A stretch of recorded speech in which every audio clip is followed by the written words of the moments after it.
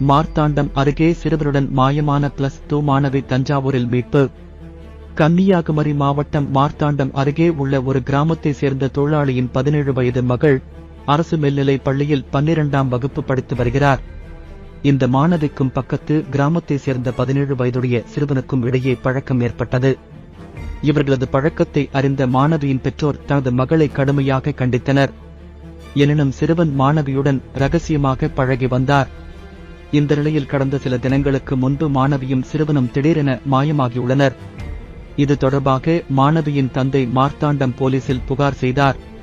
அதன் பேரில் போலீசார் வழக்கு பதிவு செய்து மாயமான மாணவி மற்றும் சிறுவனை தேடி வந்தனர். இதனைத் தொடர்ந்து போலீசார் நடத்திய விசாரணையில் சிறுவன் மாணவியிடம் திருமணம் செய்வதாக ஆசை வார்த்தைகள் பேசி அழைத்து சென்றது தெரியவந்தது. இதனைத் தொடர்ந்து சிறுவனின் செல்போன் எண்ணை கண்காணித்து வந்த தனிப்படை போலீசார் அவர்கள் தஞ்சாவூரில் இருப்பதை கண்டுபிடித்தனர். பின்னர் மாணவியின் பெற்றோருடன் தஞ்சாவூருக்கு சென்ற போலீசார் அங்கு தஞ்சாவூர் பஸ் நிலையத்தில் நின்று கொண்டிருந்த மாணவியையும் சிறுவனையும் மடக்கி பிடித்தனர். பின்னர் போலீசார் அவர்களிடம் நடத்திய விசாரணையில் பல தகவல்கள் வெளிவந்தது. சிறுவன் மாணவியிடம் திருமண ஆசை காட்டி நாம ஓடிப்போகலாமா என கேட்டுள்ளார்.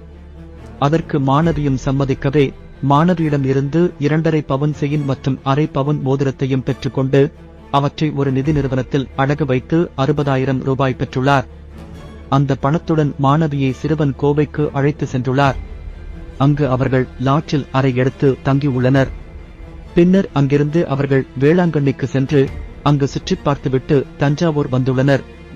அப்போதுதான் தஞ்சாவூர் பஸ் நிலையத்தில் வைத்து போலீசிடம் அவர்கள் சிக்கியுள்ளனர். இது தொடர்பாக போலீசார் வழக்கு பதிவு செய்து விசாரணை நடத்தி வருகிறார்கள். மேலும் மாணவியை மருத்துவ பரிசோதனைக்காக ஆசாரிபள்ளம் அரசு மருத்துவக் கல்லூரி மருத்துவமனைக்கு அனுப்பி வைத்தனர்.